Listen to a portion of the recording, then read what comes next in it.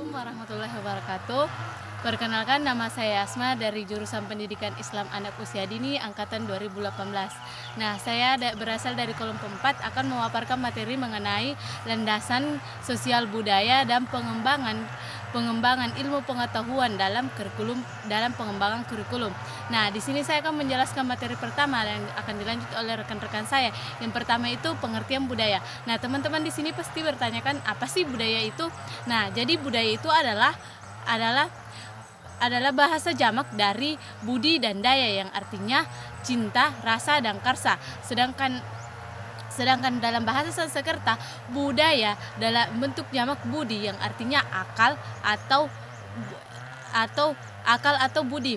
Nah, di sini teman-teman akan bertanya-tanya apa sih kaitannya antara budaya dengan kurikulum atau pendidikan.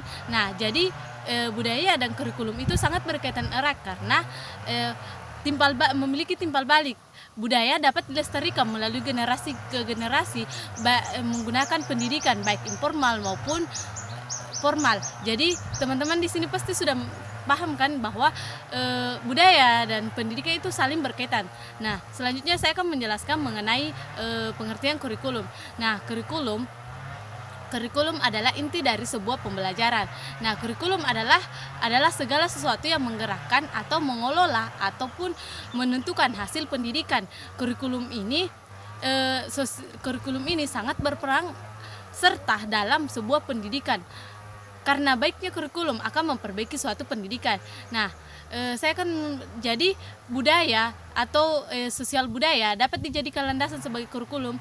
Ada dua tipe atau ada dua syarat, ada dua pertimbangan. Yang pertama itu karena setiap masyarakat akan dihadapkan oleh masalah anggota masyarakat yang tidak bisa menyesuaikan dengan kebudayaan, atau orang ini tidak bisa melakukan secara berkelompok. Kedua, karena kurikulum adalah hasil dari refleksi pemikiran, kebiasaan, cita-cita dan rasa. Jadi kurikulum itu sangat harus diperhatikan dalam lingkungan kebudayaan.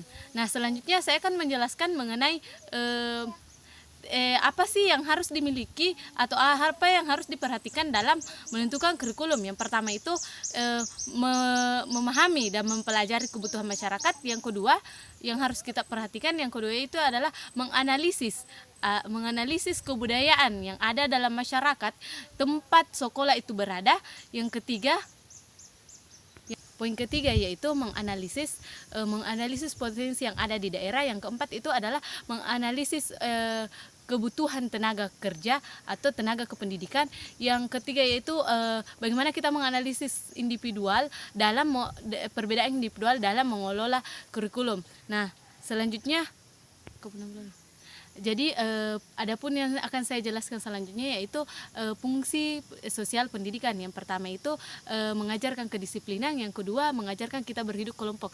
Nah, yang di sini dimaksud bahwa mengajarkan kita kedisiplinan sosial pendidikan yaitu di mana peserta didik akan diajarkan bagaimana dia memahami, bagaimana ia bekerja sama, gotong royong dan sebagainya. Sedangkan kedisiplinan mungkin anak akan diajari bagaimana moral dan beserta etika lainnya. Baik, itulah tadi materi yang saya bawakan dari pemateri pertama. Jadi selanjutnya akan dilanjutkan oleh rekan saya yaitu Saudari Sulfika Baduri yang membawakan materi kedua. Assalamualaikum warahmatullahi wabarakatuh. Baiklah, saya akan menjelaskan tentang faktor sosial budaya terhadap pengembangan kurikulum. Adapun faktor sosial budaya terhadap pengembangan kurikulum yaitu terdiri dari dua faktor.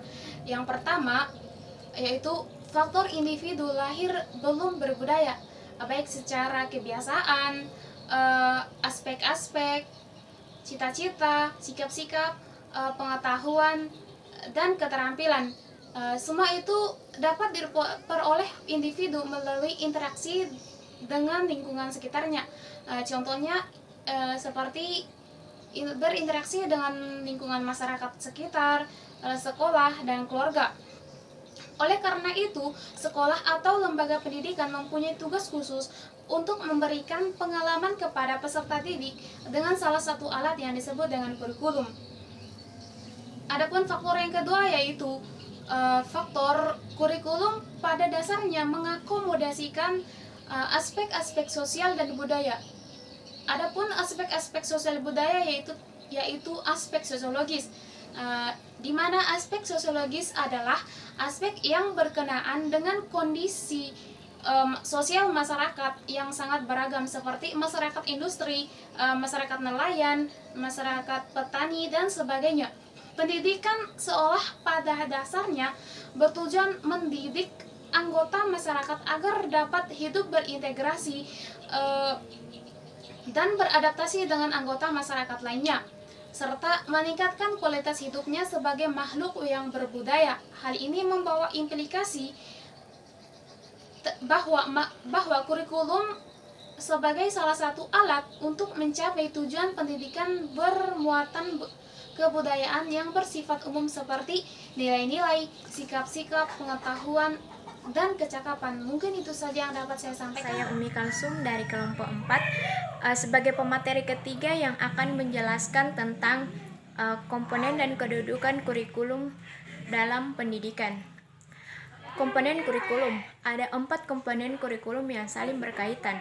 Hasil Anggulu menguraikan keempat komponen tersebut. Yang pertama, tujuan-tujuan yang ingin dicapai oleh suatu pendidikan. Yang kedua, pengetahuan, informasi-informasi, data-data, aktivitas-aktivitas, dan pengalaman-pengalaman yang menjadikan kurikulum itu dibentuk. Yang kedua ini semakna dengan mata pelajaran. Yang ketiga, metode dan cara-cara yang dipakai oleh guru untuk mengajar dan memotivasi peserta didik dan mengarahkan mereka ke arah yang dikehendaki oleh kurikulum. Yang keempat, metode dan cara penilaian digunakan untuk mengukur dan menilai kurikulum dan proses pendidikan yang direncanakan oleh kurikulum tersebut. Kedudukan kurikulum dalam pendidikan. Kurikulum adalah unsur penting dalam setiap lembaga pendidikan. Pengembangan kurikulum menurut Seller dan Oemar Hamalik menyangkut 6 aspek. Yang pertama, tujuan pendidikan yang menyangkut arah kegiatan pendidikan, yang artinya mau dibawa kemana siswa yang kita didik itu. Yang kedua, pandangan terhadap anak. Apakah anak dianggap sebagai organisme yang aktif atau pasif? Yang ketiga, pandangan tentang proses pembelajaran. Apakah proses pembelajaran itu sebagai alat transformasi ilmu pengetahuan atau mengubah perilaku anak? Yang keempat, adalah pandangan terhadap lingkungan. Apakah lingkungan itu harus dikelola secara formal atau bebas yang memungkinkan anak dapat belajar bebas? Yang kelima, peranan guru.